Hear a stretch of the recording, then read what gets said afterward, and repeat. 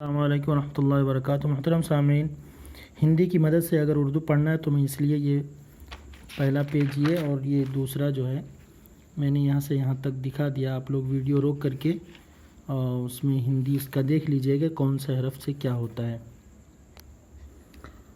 مجھے امید ہے کہ آپ لوگوں نے پیچھے کا سبق یاد کیا ہوگا اور پڑھا ہوگا، اور اگر یاد نہیں کیے ہیں اور نہیں پڑھیں تو اسے واپس سے اسے دہرا لیں، اس کو پڑھ لیں۔ اور آگے کا سبق میں بتا دیتا ہوں۔ پیج نمبر 21 سبق نمبر 13 ہے جیم چا ہا خا کی ملاوٹ۔ جیم الف زبر جا جا، یہاں پہ زبر نہیں لگا ہے تو زبر لگا دے رہے ہیں۔ چا پا پیش چپ چپ، ہا جیم زبر حج حج، جیم جیم زبر جج جج،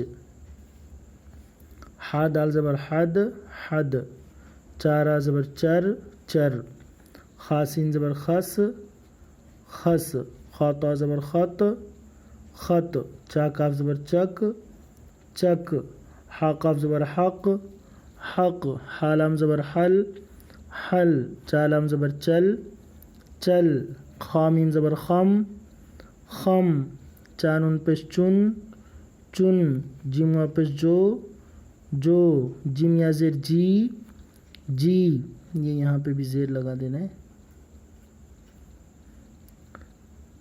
چا پا پیش چپ، راہ زبر راہ چپ رہ۔ اب یہاں سے یہاں تک ہم لوگ الگ الگ ہجے کر کے پڑھ لیے۔ اس کو 5 بار 6 بار 7 بار پڑھیے، پہلے سنیے، اس کو 2 بار 3 بار 4 بار سنیے، سننے سے زیادہ یاد ہوگا۔ اس کے بعد 4-5 بار اس کو یاد کیجئے، دھیان سے سنیں گے تو زیادہ ہے۔ چپ رہ، کیا لکھا ہے؟ چپ رہ، چل دے۔ اب پہلے ہجے کرنے کا طریقہ بتایا گیا، پھر روانی لکھا ہے، اب یہ روانی لکھا ہوا ہے تو روانی پڑھیں ہم۔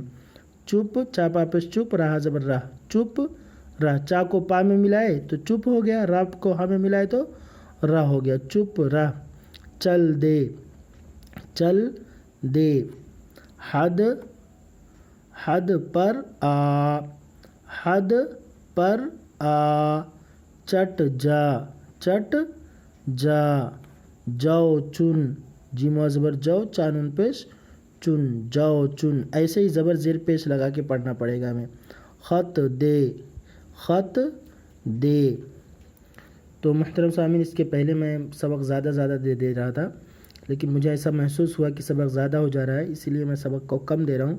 اور اگر آپ لوگوں کو ایسا لگے کہ سبق کم ہے تو آپ لوگ کمنٹ کیجئے، میں اس میں سبق بڑھا دوں گا انشاءاللہ۔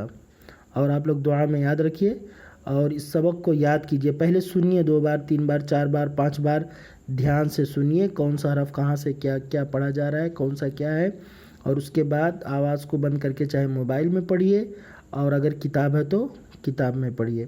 السلام علیکم ورحمۃ اللہ وبرکاتہ۔